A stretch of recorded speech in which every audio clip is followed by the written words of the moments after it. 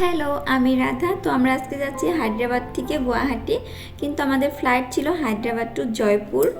তাই আমরা ভাবছি আমাদের ফ্লাইট তো দেরি আছে, আমরা এয়ারপোর্টে এতক্ষণ থেকে আমরা কি করব, তার জন্য আমরা একটু ঘুরতে বেরিয়ে পড়লাম। তো আমরা এখন এসেছি পত্রিকা গেট। এই গেটটা অনেক বছর পুরনো গেট, রাজা মহারাজার দিনে বানানো, অনেক পুরনো, তো দেখতে অনেক ভালো লাগে।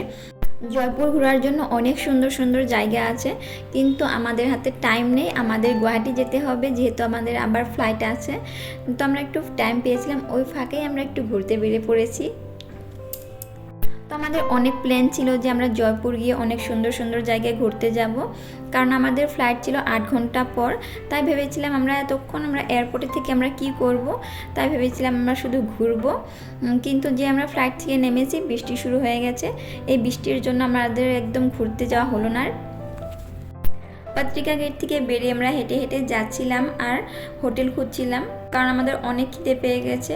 ভাত খাওয়ার জন্য একটা ভালো হোটেল খুঁজছিলাম, কিন্তু পাচ্ছিলাম না। তারপরে একটা পেয়ে গেলাম ধাবা, এই ধাবাটাতেই এসে পড়লাম। তারপর আমরা এখানে নিয়েছিলাম প্লেন রাইস, ডাল আর পনির বাটার মশলা।